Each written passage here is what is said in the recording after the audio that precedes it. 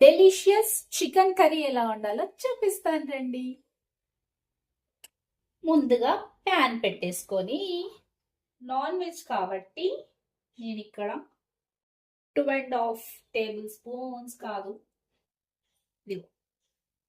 ఈ పావు తోటి 2.5 పోస్తున్నా.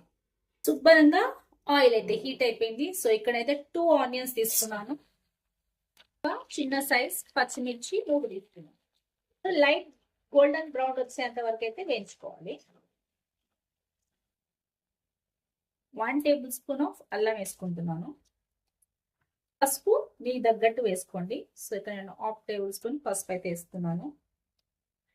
సో అల్లాన్ని మంచిగా దీంట్లో ఆయిల్లో ఫ్రై కానివ్వాలి. చికెన్ కర్రీలో అల్లం ఎక్కువసేపు ఆయిల్ అయితే ఇది ఫ్రై కావద్దు. సో ఎందుకంటే మనం చికెన్ తో పాటు అల్లాన్ని కలిపేసామనుకోండి, చికెన్ కి అల్లం మొత్తం మంచిగా పట్టేసుకుంటుంది అనమాట. చికెన్ వేసేసుకున్నాం కదా, మంచిగా దీనికి అల్లం ఎల్లిగడ్డ పేస్ట్, ఆనియన్, పచ్చిమిర్చి ఇవన్నీ మంచిగా కలిసేలాగా కలిపేసుకోవడం.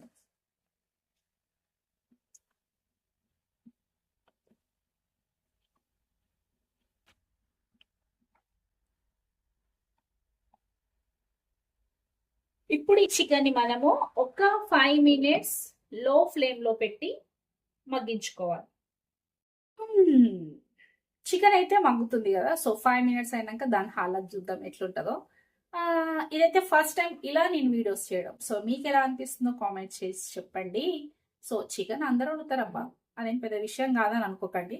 సో యాక్చువల్గా చికెన్ గ్రేవీ ఉండేటప్పుడు చాలా మంది వాటరీగా వండుతారు, లేకపోతే మొత్తం సుక్కా చేసేస్తారు, లేకపోతే దగ్గరికి వండుతారు. సో అటు కొద్దిగా గ్రేవీ టైప్, ఇటు చిక్కగా ఉండాలంటే ఏం చేయాలనేది ఇప్పుడు ఈ చికెన్ లో చూపిస్తాను, ఎలా వండుతున్నాను అనేది. సో దీంట్లో ఒక సీక్రెట్ ఇంగ్రీడియంట్ మసాలా అయితే యూజ్ చేస్తున్నాను. సో అదే వేయడం వల్ల గ్రేవీ అనేది చిక్కగా వస్తుంది. సో ఆ ఇంగ్రీడియంట్ మసాలా మీకు కావాలనుకుంటే మీరు పక్కన కామెంట్ సెక్షన్ లో కామెంట్ చేయండి, చూపిస్తాను అది ఎలా చేసుకోవాలో. పదండి చికెన్ హాలత్ చూద్దాం ఇప్పుడు వెళ్ళి. ఆల్మోస్ట్ 5 మినిట్స్ అయిపోయింది. సో ఇలా చికెన్ లెక్కెళ్ళి వాటర్ రిలీజ్ అయిందంటే సో చికెన్ అయితే ఒక 60% ఉడికినట్టే. ఇంకొక 40% మనం ఉడకబెట్టాలంటే సో దీంట్లో అయితే ఇప్పుడు మనం ఇంగ్రీడియంట్స్ అయితే వేసేసుకోవాలి. సో ఇక్కడ మీరు రుచికి తగ్గట్టు కారం వేసుకోండి. సో నేను కొద్దిగా స్పైసీ చేస్తున్నాను కాబట్టి కొంచెం 1.5 స్పూన్ వేస్తున్నాను.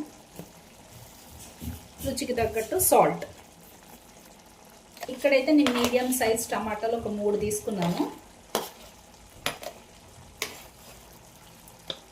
సో ఫస్ట్గా ఇవన్నీ అయితే మంచిగా కలిపేసుకుందాం.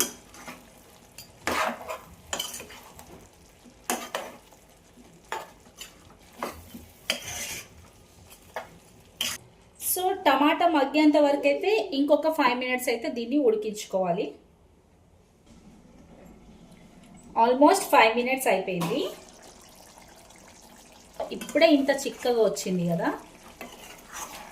సో కొద్దిగా గ్రేవీ టైప్ కావాలి కాబట్టి, గ్రేవీగా ఉండాలి, చిక్కగా ఉండాలి కాబట్టి ఇక్కడైతే ఇక్కడ 1/2 గ్లాస్ ఆఫ్ వాటర్ అయితే యాడ్ చేస్తున్నాను. So home made chicken masala నీలా ప్రిపేర్ చేసి పెట్టుకుంటాను అనమాట.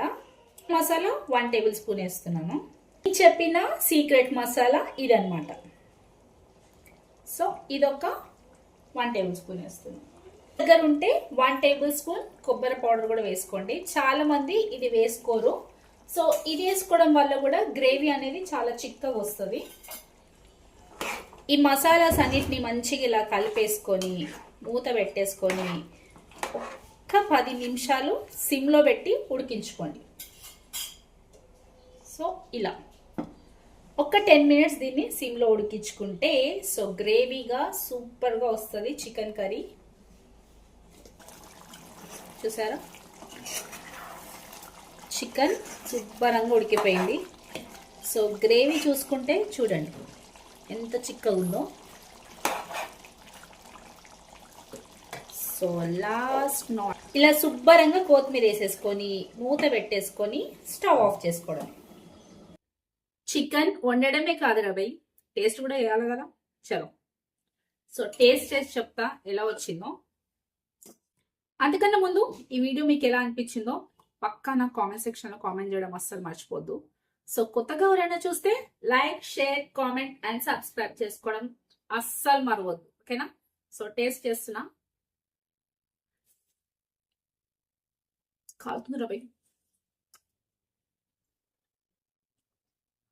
ఉప్పు, కారం, మసాలా సూపర్ పర్ఫెక్ట్ గా సెట్ అయిపోయింది. సో మీరు కూడా కొత్తగా ఎవరైనా చూస్తున్నట్లయితే పక్కా ట్రై చేయండి. అదిరిపోతుంది. Simple and tasty recipe. ఓకేనా? సో నెక్స్ట్ వీడియోలో మళ్ళీ కలుద్దాం.